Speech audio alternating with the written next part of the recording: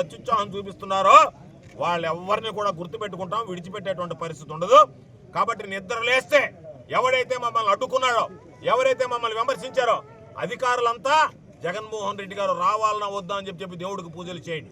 తప్పనిసరిగా 2029లో ఎవరు ఎన్ని రకాలైనటువంటి ఆలోచనలు చేసినా ఈ రాష్ట్రానికి తిరిగి జగన్మోహన్ రెడ్డి గారు ముఖ్యమంత్రి కావడం.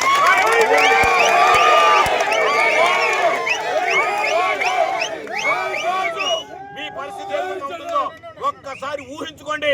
మీ పరిస్థితిని గురించి మీరు ఆలోచన చేసుకోండి. ఈరోజు చంద్రబాబు చెప్పాడనో, లేదా మీ ఎస్పీ గారు చెప్పారనో, మీ ఐజీ గారు చెప్పారనో, మీ డీజీపీ గారు చెప్పారనో, మీరు మితిమీరి హద్దులు మీరు ప్రవర్తిస్తే దానికి మూల్యం చెల్లించుకోవాల్సినటువంటి పరిస్థితి ఏర్పడుతుందని చెప్పి సందర్భంగా నేను హెచ్చరిస్తున్నాను.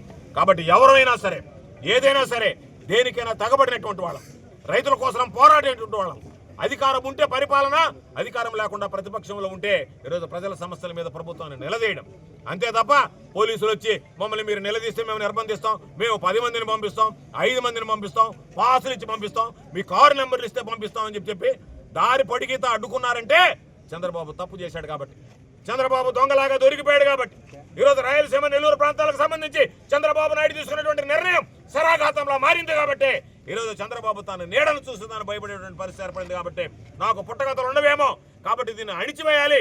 ఇది గనక ఊపందుకునిందంటే ఏ విధంగా మన మెడికల్ కాలేజీలకు సమస్య ఏ విధంగా ప్రజల్లోకి వెళ్ళిందో, రైతులు ఈరోజు రైతుల్లోకి వెళ్ళినటువంటి సమస్య.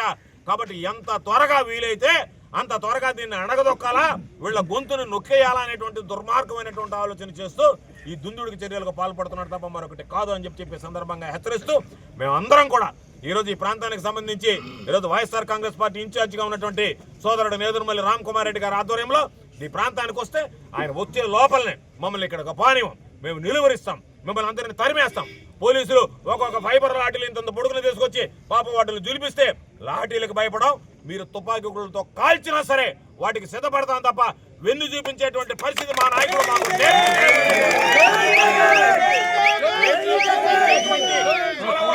మా నాయకుడు చెయ్యలేదు. చూపించకుండా నిలబడగలుగుతాడు వాడి మాత్రం నిలబడ్డాడు. వెన్ను చూపించి భయపడేటువంటి వాడు ఈ పార్టీ నుంచే పలాయనం చెతకించాడు తప్ప